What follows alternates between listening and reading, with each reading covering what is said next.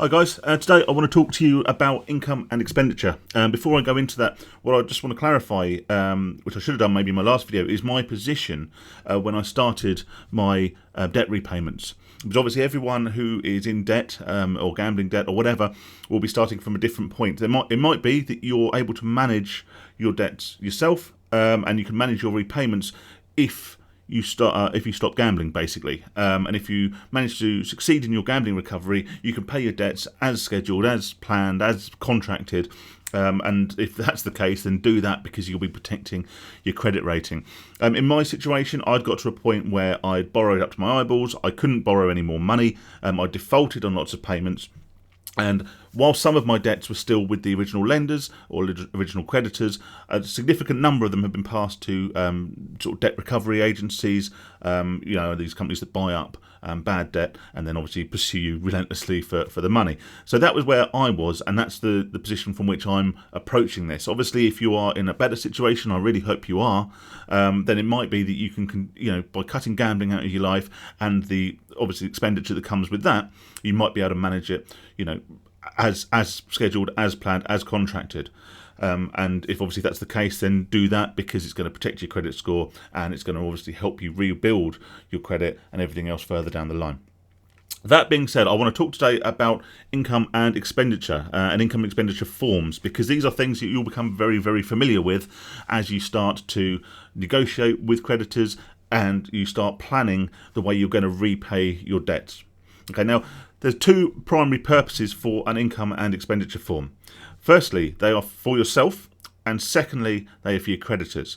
And so what I'll do, I'll go over each of those in turn, but first just to define what these are. The nature of them is incredibly obvious, really. It's a form upon which you write down all your income and all your expenditures. So you start at the top with your salary, any benefits you get, any returns you get from investments, anything like that, any income you have coming in to yourself on a regular basis. You then go through and you list individually all of your monthly expenditures or expected anticipated expenditures. So starting with the obvious, your mortgage, your rent, your gas, water, electricity bills, your phone bill, your landline, your broadband, your TV package, all of those sorts of things. Then you go on to your motoring expenses, so your car insurance, car tax, petrol for your commute, and then an anticipated amount that you will on average spend on sort of repairs, maintenance, MOTs, those sorts of things.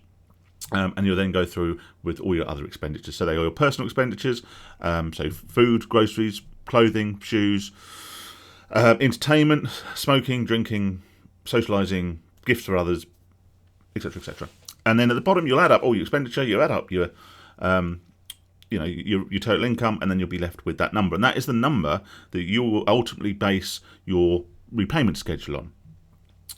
So what ultimately you'll be looking to do is take that number at the bottom and divide it by, what you owe, and then use that to calculate how much you'll be paying each creditor back. Now, if you go through a company called like Step Change, or sort of one of these companies that will set up a debt management plan for you, then you don't need to worry so much about this bit, because they'll do all that for you. If you choose to manage it yourself and work with your creditors directly in order to set up repayment plans, then this number at the bottom, this net amount that you have left each month after all your expenditure, this is the number you'll use to tell them this is how much I'm going to offer you and this is why I'm going to offer you it. Now, most of the time, and I'll probably do another video on making your offer, you'll use a pro rata figure. So say you owe one company £10,000 and you owe another company £1,000. The company you owe 10 grand to, you'll give 10 times as much per month in repayment as the company you owe £1,000 to, which means ultimately all your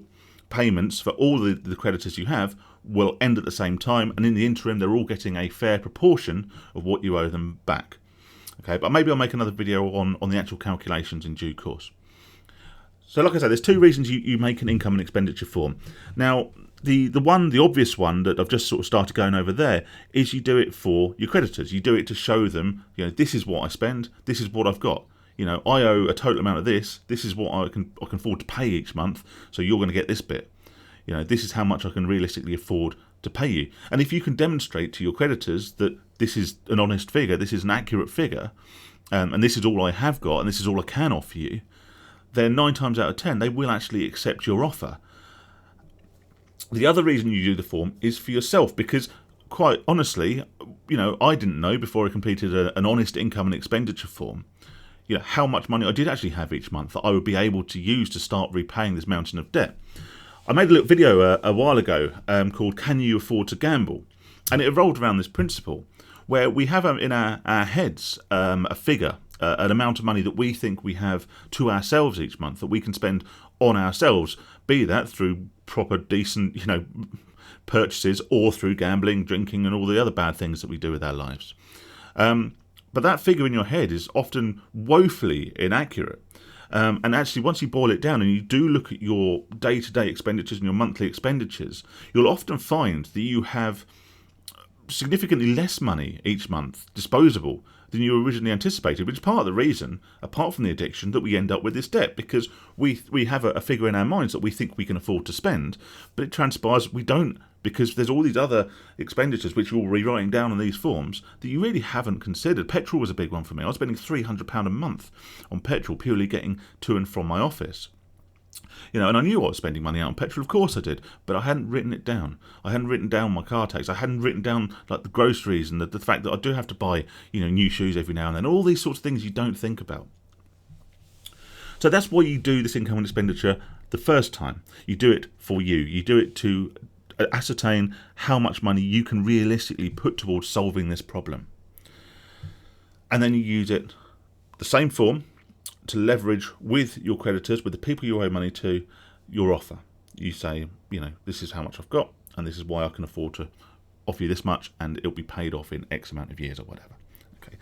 Key thing about this, and the one thing I would implore you to do, is be honest.